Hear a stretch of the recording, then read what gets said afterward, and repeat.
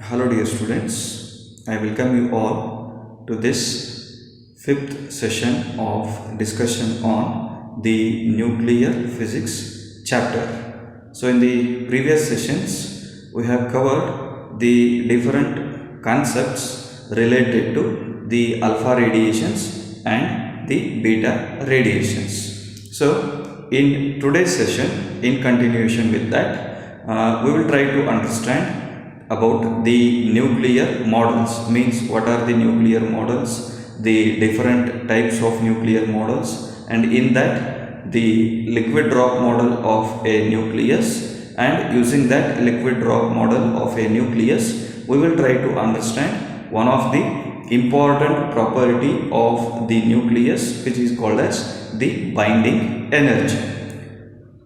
So, not only related to nuclear physics, in every field of science there are certain theoretical models which have been used to understand the various properties of that particular material. Likewise, in nuclear physics also, a goal is to account for the properties of nuclei in terms of mathematical models of their structure and internal motion.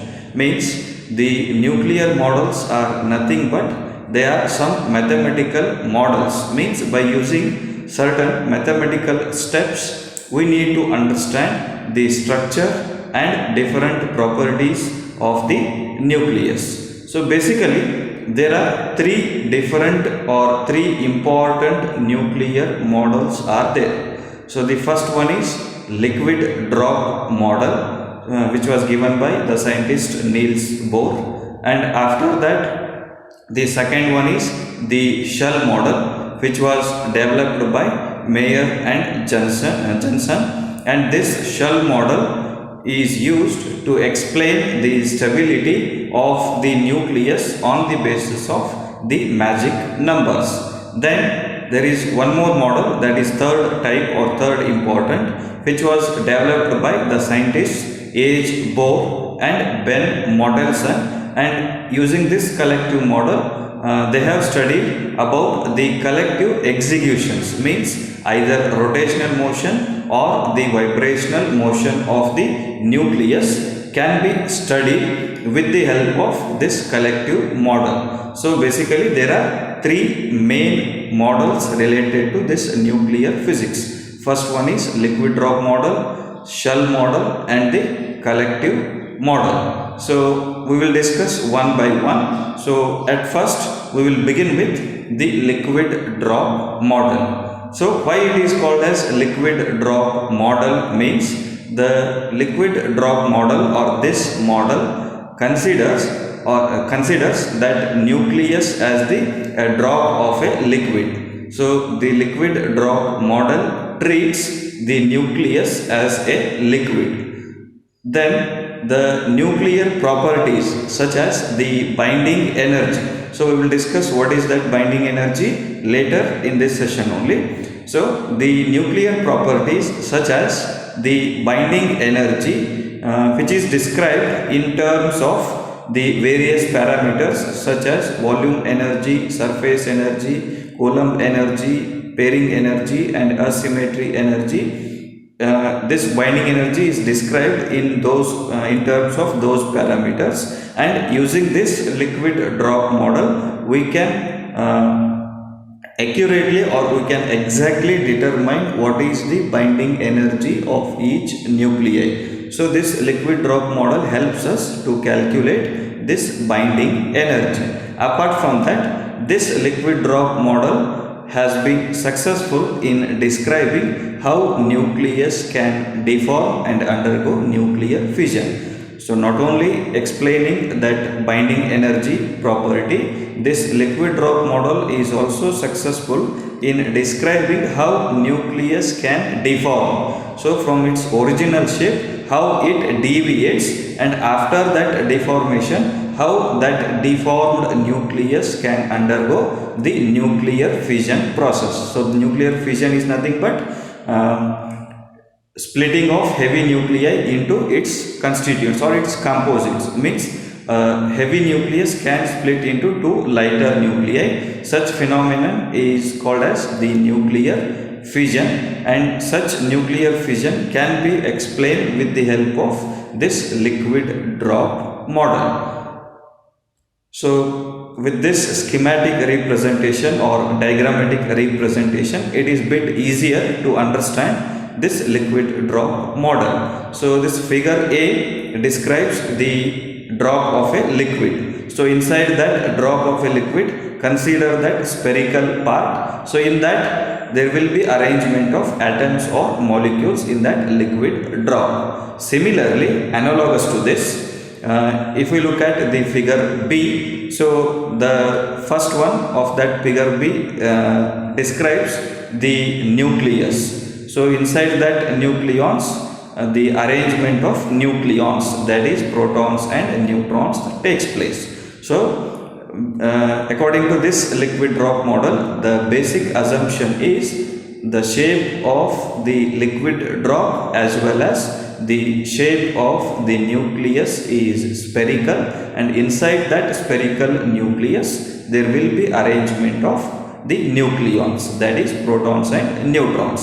So this is the main assumption or prime assumption of this liquid drop model. So apart from that, that spherically shaped nuclei can exhibit certain properties. So we will discuss what are those properties in this slide. So the basic assumption of the liquid drop model is that the nucleus is a charged non-polar liquid drop held together by a nuclear force.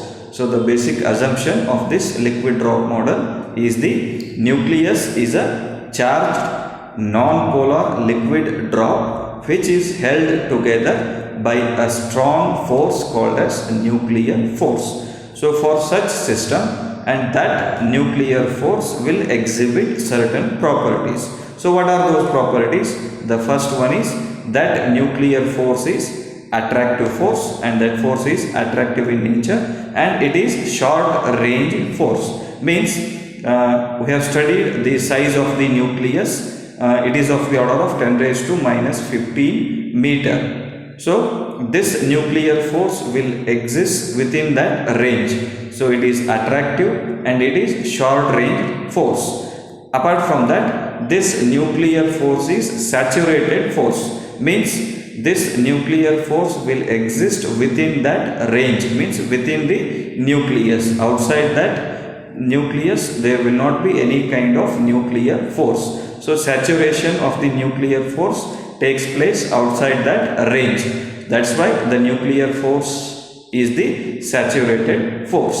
So these are some of the important properties of the nuclear forces. Then the nucleus in its ground state is incompressible. Means if it is in ground state, we cannot compress it further. So that results in nearly uniform density distribution and constant average binding energy. So because of this incompressible nature in its ground state, it exhibits nearly uniform density distribution inside that nucleus. Along with that, there will be a constant average binding energy of that nucleus. Then the surface tension is created by the loss in binding for nucleons on the nuclear surface, an effect that leads to a spherical shape to minimize the surface energy.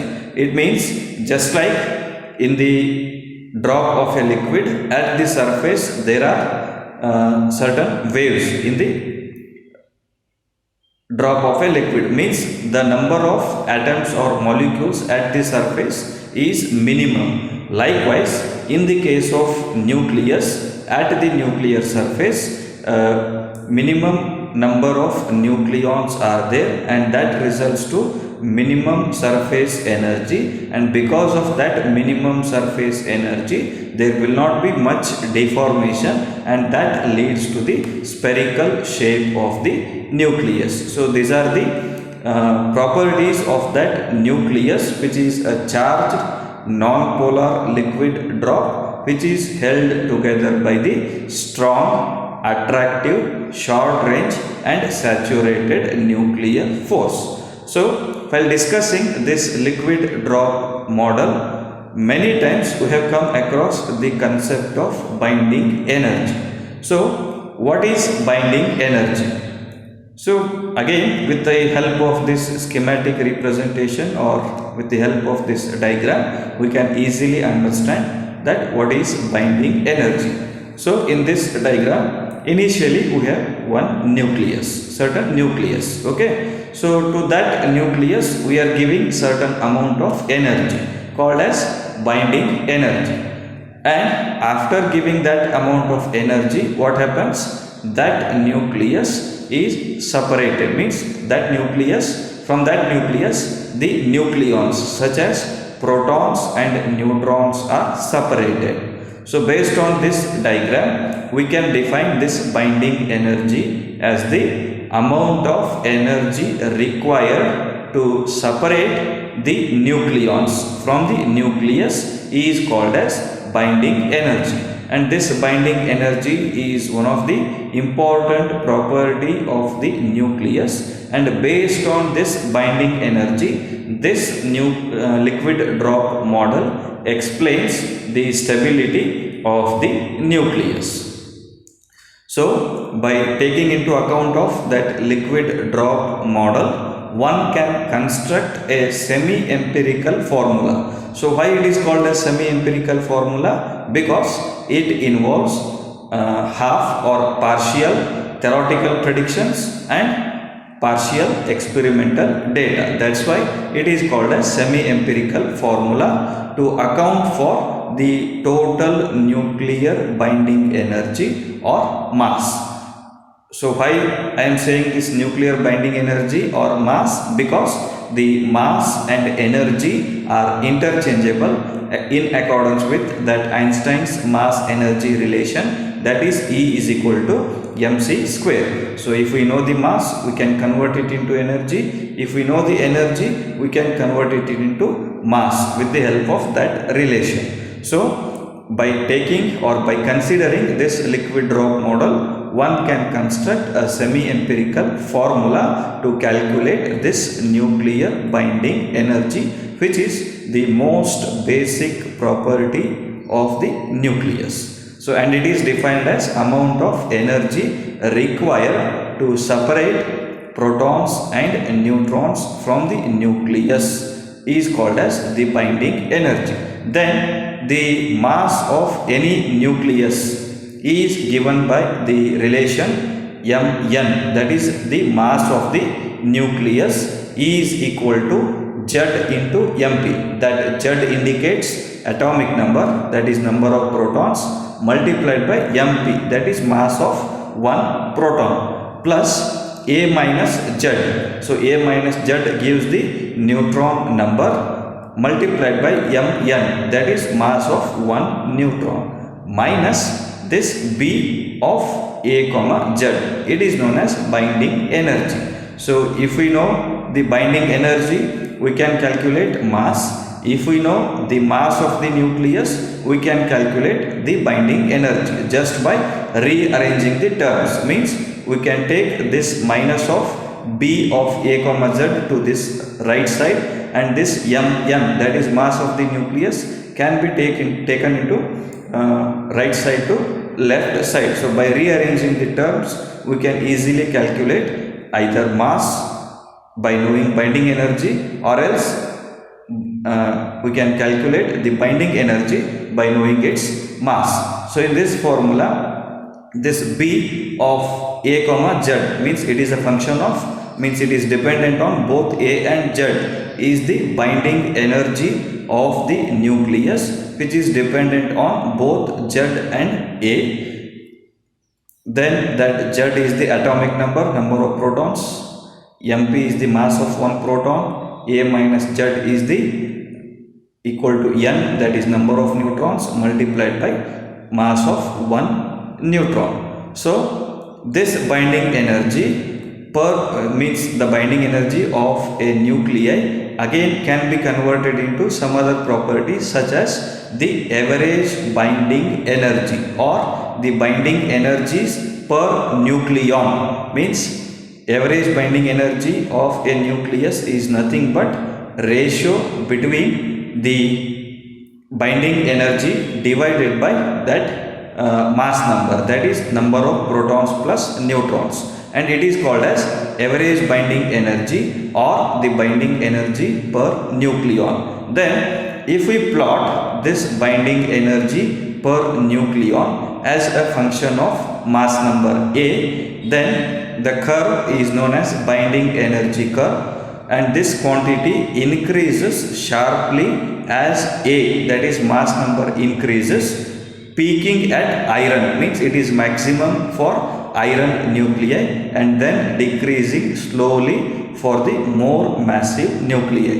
Means for iron this average binding energy per nucleon is maximum, and after that it starts to decrease. So this plot of average binding energy versus mass number is known as binding energy curve, which is given here. So along y-axis we have average binding energy, that is binding energy divided by mass number.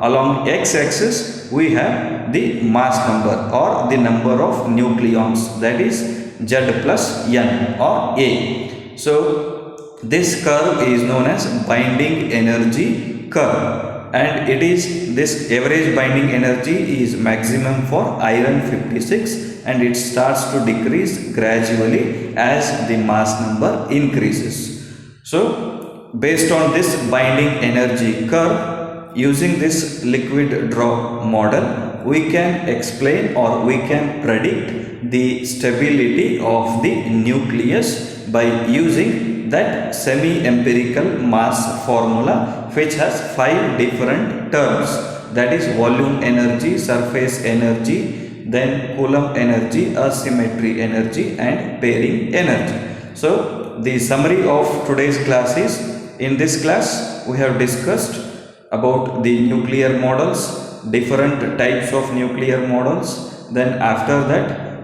liquid drop model of a nucleus, then what are the assumptions of that liquid drop model, then some of the properties of the nuclear forces, and after that, in order to explain the stability of the nucleus based on this liquid drop model, the important parameter or important property of the nucleus is considered. It is known as binding energy. We have discussed what is binding energy, then what is average binding energy, and what is binding energy curve. So in continuation with today's class, in the next class we will try to understand what is semi-empirical mass formula, which is used to calculate the accurate values of this binding energy, and based on this binding energy we can predict the stability of the nucleus, which is based on this liquid drop model of a nucleus. So in the next class we will have the discussion on the semi-empirical mass formula. Thank you.